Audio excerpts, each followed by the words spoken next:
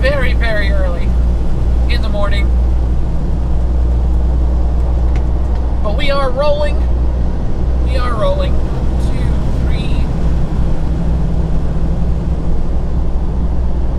4, 5, 6, 7. All right.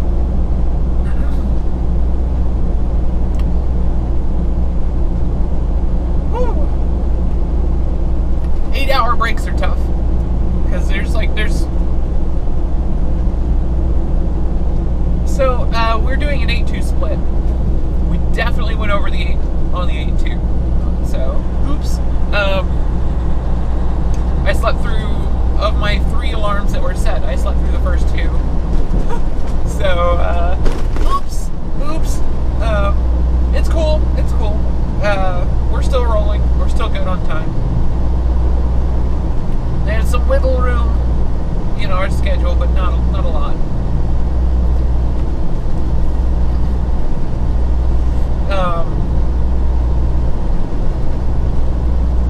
The way that personally, I find it extremely difficult to go straight from driving to sleeping. So the idea of an 8-2 split is that on the 8, you get up from the seat, and as soon as you're finished your post-trip inspection, you're in bed.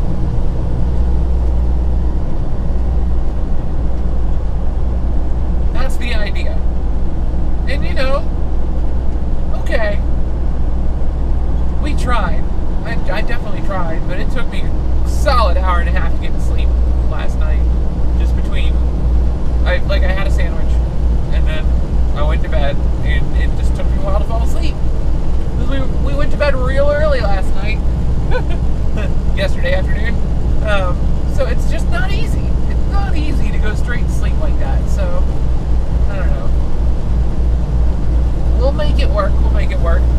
We are.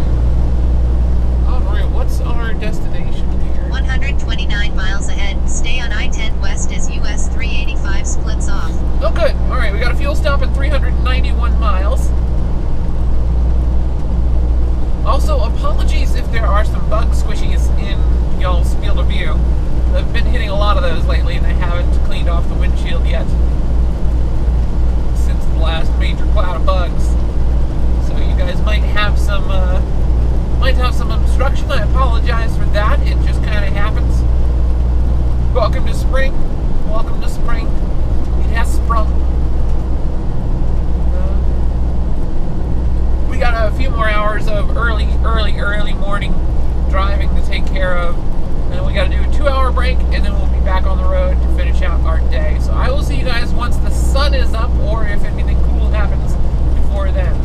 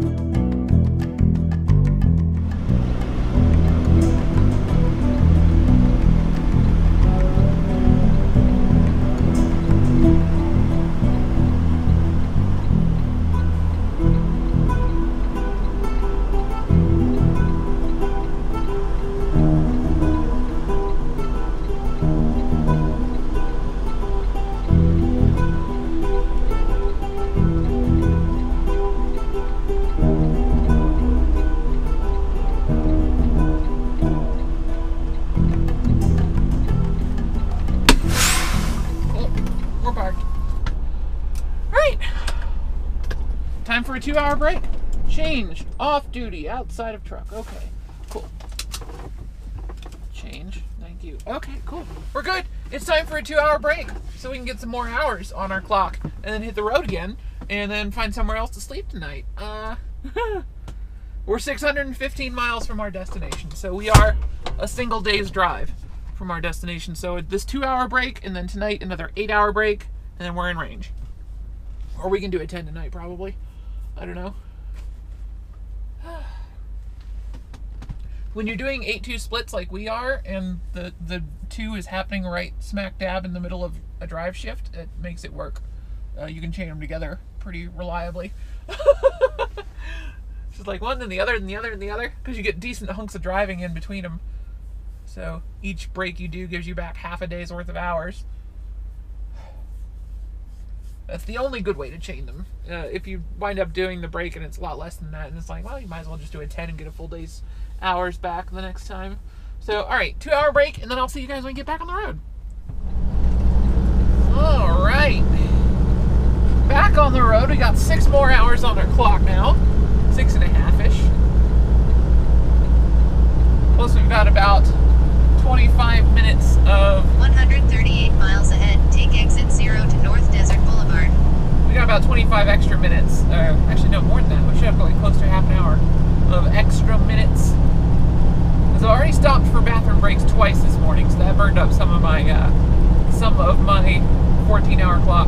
Then the 2-hour break burned up a good chunk of it, unfortunately. So we've got about half an hour left of, or no, we should have like 35, 40 minutes of downtime still available. Difference between the 14-hour clock and the 11-hour clock. So that we can use for bathroom breaks, or for, we can also use that for a fuel stop that's coming up. Yeah, you're fine. There's an oversized passing me, but it's just a tank, and it's not overhanging the sides of the trailer by much, so I don't need to scoot over.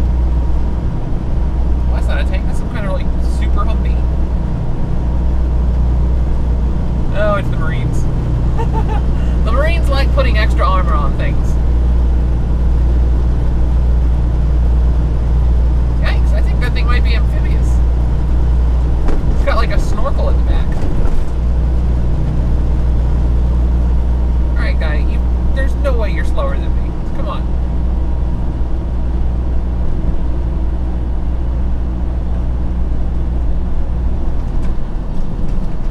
Welcome back, folks. We are in El Paso, Texas. I've been here before, but not consciously. I was asleep for that particular leg of the journey with my trainer. So this is my first time actively driving through the city of El Paso. We're on Interstate 10. We didn't take the loop road. I'm beginning to think that might have been a smart play. Let's turn off cruise control because I do not currently have adaptive cruise because the truck's being finicky today. You're going to get in front of me. Sweet.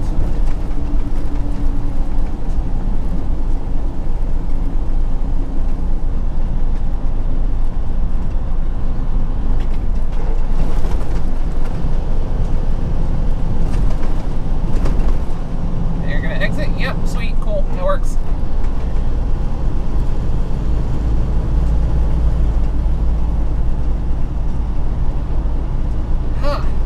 So yeah, this is the city of El Paso. This is in far western Texas, the little bit of Texas that kind of sticks underneath New Mexico.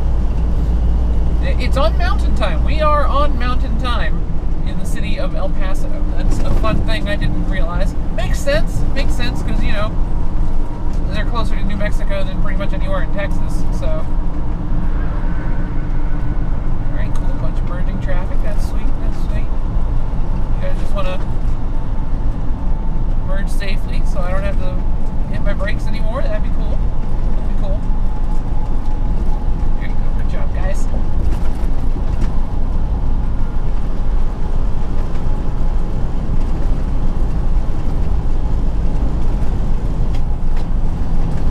And if you look very far off to the left, you can also see parts of Ciudad Juarez, which is the Mexican side of El Paso. It's It's all really just one big city with the border running through it. Whoa, what the heck are those? That's neat. I wonder if that's generating power. That is really cool if those are actually power generation. Maybe charge the batteries for the street lights so they can stay on all night. That's cool.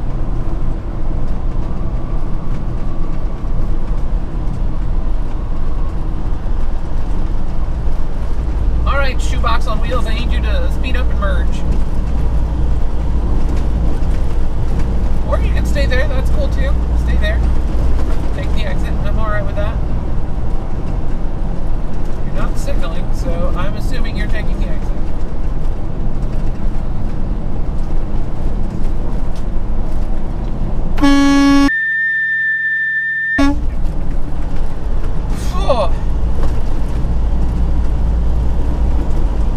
Idiot!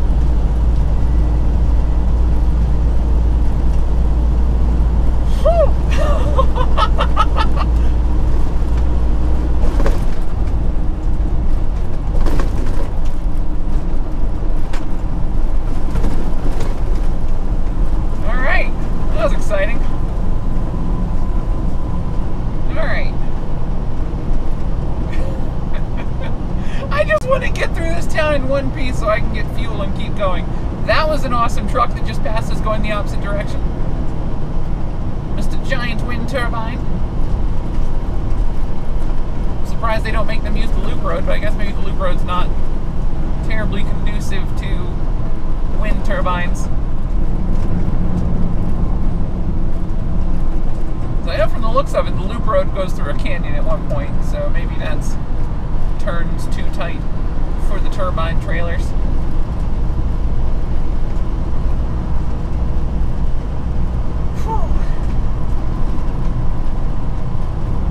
Okay, well, we're only 17 miles from our exit, so we'll get up to I don't even remember the name of the town. We'll get up to the fuel stop and I'll see you guys there. And hopefully we don't get any more suicidal cars between here and there. We'll see.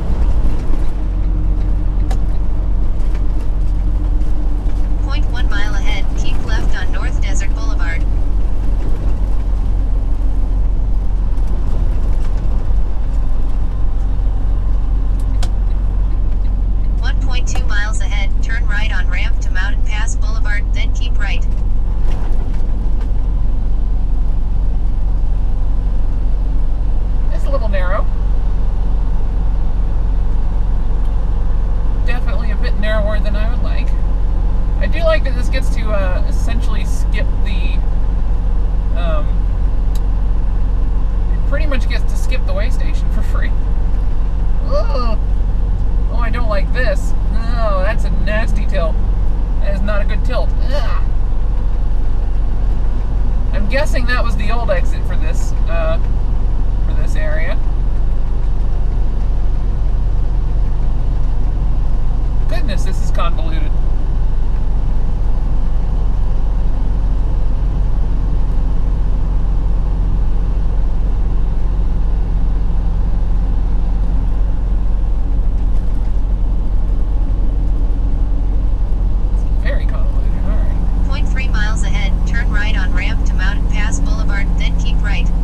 Got an excuse to go slower. Alright, cool.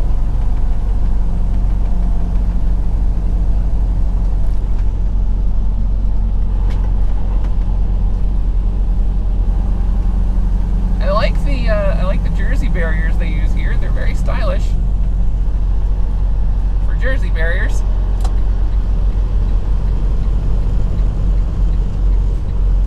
Nobody being dumb, cool.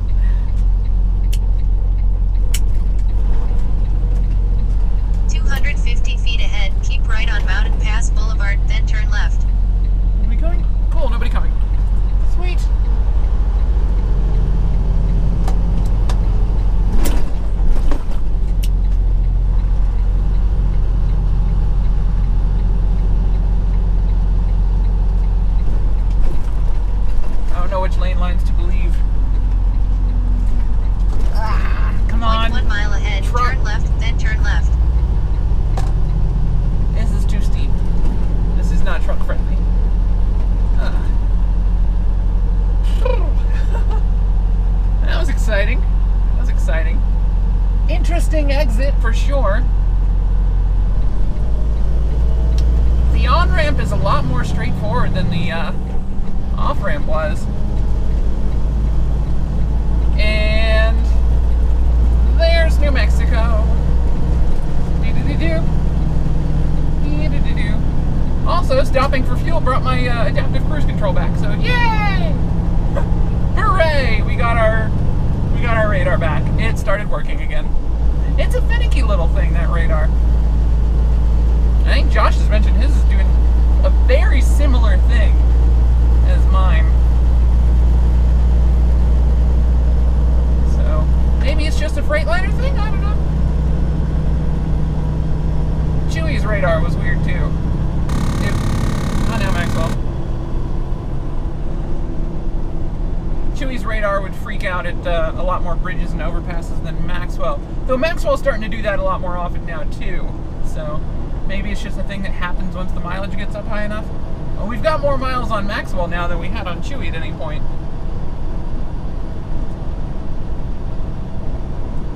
We've got way more miles with Maxwell. Alright, so I don't need that, I don't need that, I need that. That's my GPS. Thank you. Go. Where am I? 18.5 miles ahead. Stay on I-10 west as US 85 splits off. I can do that.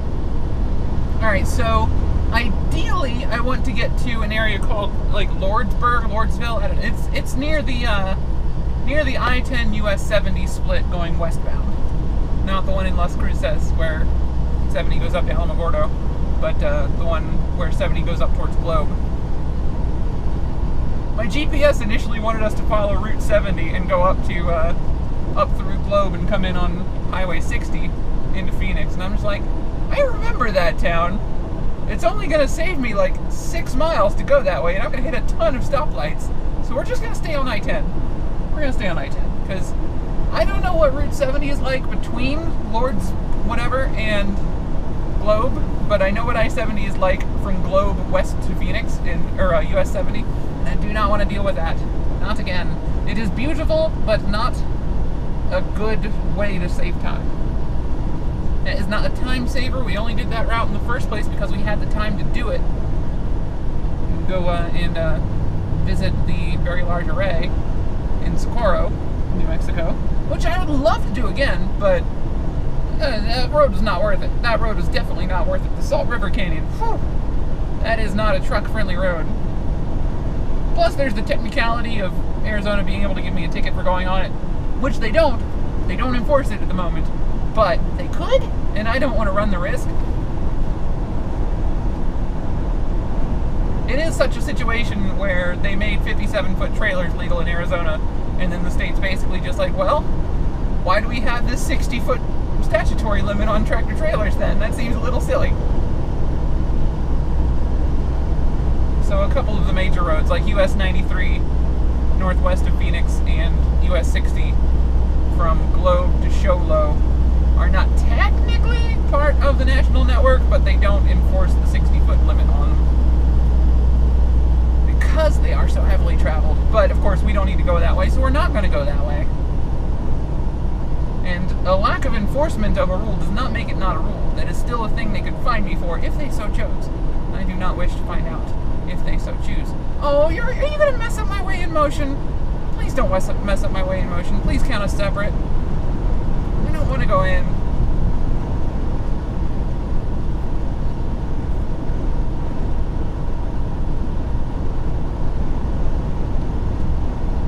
Come on, separate. Pull him in and not me. Yes! Score! Please pull him in, pull him in, pull him in, pull him in. Aww. You got the bypass too, cheater. Filthy cheater. It's fine. It's fine. They pull a school bus in? Oh wait, no, that's like a school bus on a trailer. Never mind, it's a truck towing the school bus. Okay. It is a school bus though. My eyes did not deceive me. That is a school bus on the ramp to the way station, but it is on the back of a semi. So not the school bus being weighed. How fat are your children? No, it's how fat is your school bus on the back of the truck? Well, that's one of the new fancy buses with the cab over style, where the driver sits above, or no, I think the engine's in the back, underneath the rear seats, rather than being up front. So the driver has no hood in front of them. They get a full field of vision. Cuts out a bunch of blind spots from the driver where kids could historically get hit by the bus because the driver doesn't know they're there. So a much safer bus design. Not safer in a crash for the driver, mind you. In a crash, it's actually a lot worse for the driver, but it's safer for the kids. So that's what matters there. The idea of a school bus being to not get in a crash. I think they might have airbags now, though, so that might work for the driver. The students don't get airbags. I remember that for sure. Those buses were just rolling out when I was in middle school. My city got 2 of them, and I got lucky enough to be on the route for one of them. We called them caterpillars because they look like caterpillars because they've got those they've got the forward-facing mirrors that are like extended forward from the truck and then off to from the windscreen and then off to the right, so they look like antenna. So we called them caterpillar buses. It made sense at the time, okay? I've also got to check and see how much time I'm going to be getting back at an 8-hour break. So that could be interesting to consider. We might just do a chain of 2828 over this couple of days. That's an awkward spot to leave your trailer, dude. Go nice and wide so we don't hit that thing.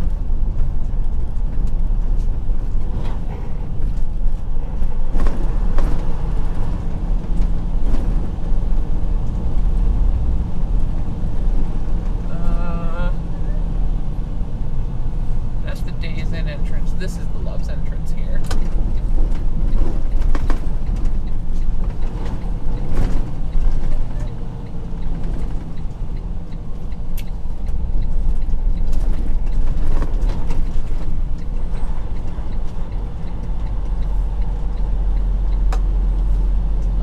Trucks can go that way, but I'm just going to go straight.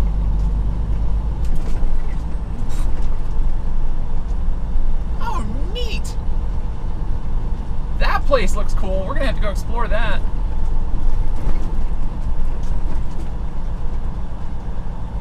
What the heck? Southwest Gifts and Souvenirs. Neat! That is my kind of place. Alright. Let's find ourselves a nice, easy parking spot. Somewhere nice and quiet.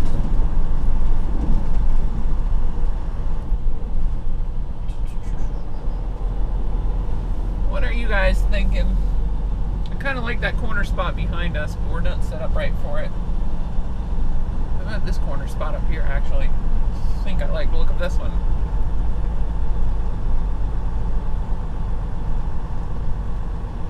Yeah. Alright, yeah, let's do that.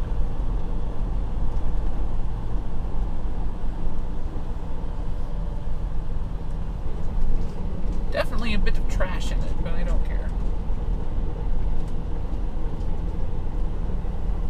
It's really far from the store and out of the way and super easy to back into, so I'm probably not going to have any issues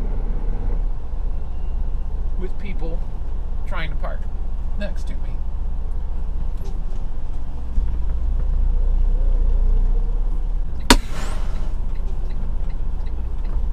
Alright. Lights off, hazards off, markers on. We are stopped. Okay, that's my day done. It is 3 p.m. So we are finished. Thank you guys so much for watching. My name is Ellie O'Dare, AzarAngel17 on Twitch, Xbox Live, and Steam. Ellie O'Dare, no apostrophe, on Twitter. So yeah, thank you guys for hanging out. I appreciate you sticking with me through the weird upload schedule. If you did, I don't actually know if y'all did or not. We'll find out. We'll find out when I get some stuff edited and uploaded. Yeah, I do appreciate everyone that watches. And I hope you guys come say hi on Twitter, because I'm there all the time, and it's really cool to actually interact with folks. But, yeah, I need to get some sleep. Thank you guys so much for watching. Have a great day. Pew!